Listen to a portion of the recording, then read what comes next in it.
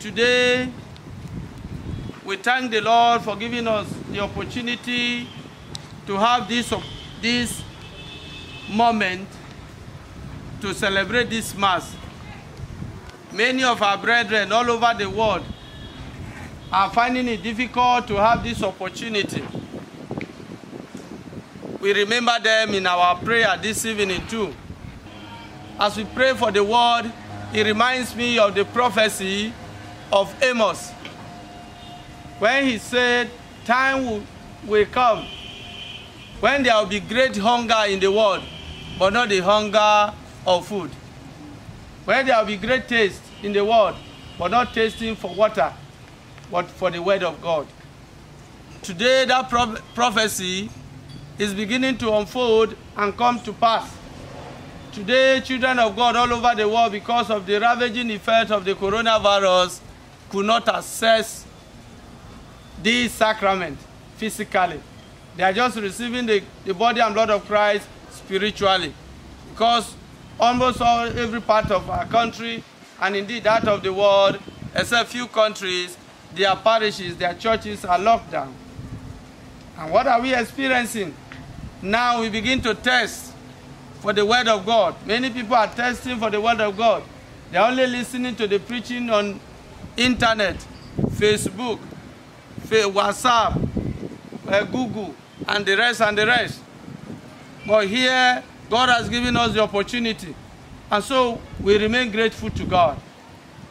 Today, the essence of this celebration, one, is to reenact the sacrifice of the Lord, the Passover feast.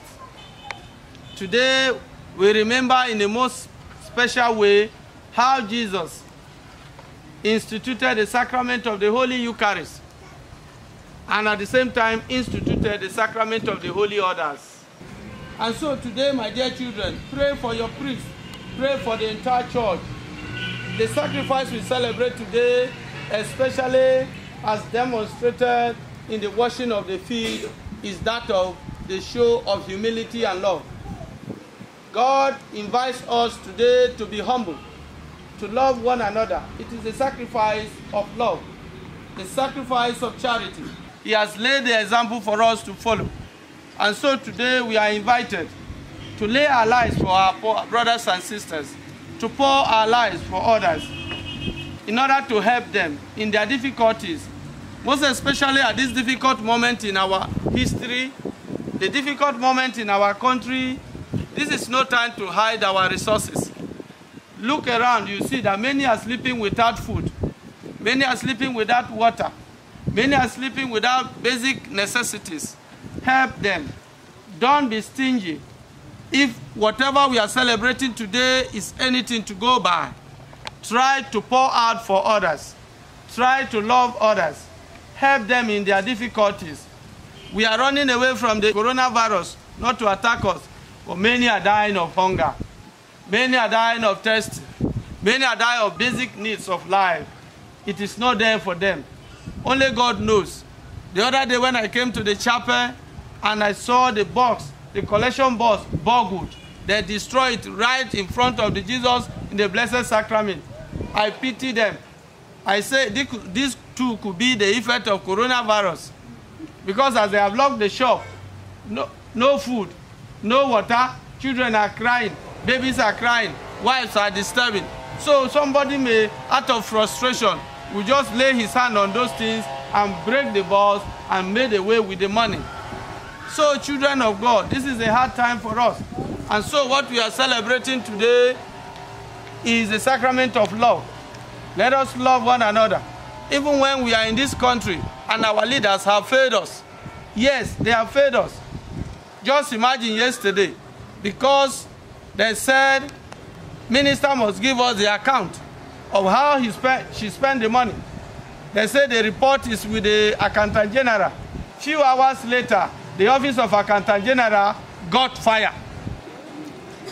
And everything burned down, so that nobody will trace the report, so that nobody will trace the file. Poor people are dying. They use it as if they are not going to die one day.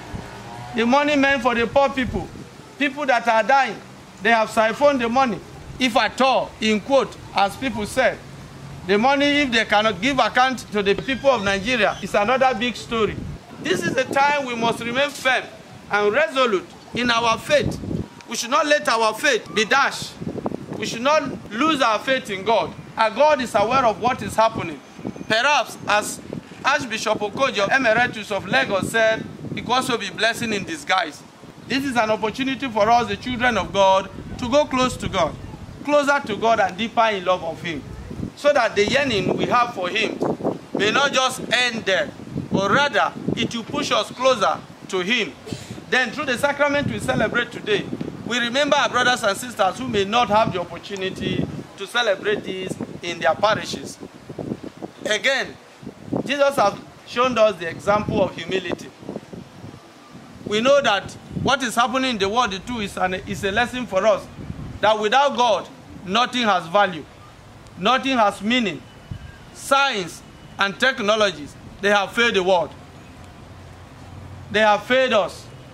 They have shown to us that they cannot help the matters. You can imagine that those who have recovered from coronavirus in Nigeria, they came to share their testimonies. And they say one of the therapies they do is to bring them out under the sun to stay there 30 to 40 minutes every day. That is to say, the sun God has given to us that we are running from it is also medicinal. Some of the things that they are eating there, bitter cola, this and that, small things, God has created for us free of charge, that we had no value of, we didn't value it before. Now we begin to see the value of them. And so we must remain grateful to God, and especially those of us in Nigeria and in Africa. Because the way we have the sun here helping us, that is why you do not see the widespread of the coronavirus. Not that they are not there, but God is still protecting us. So we must remain grateful to Him.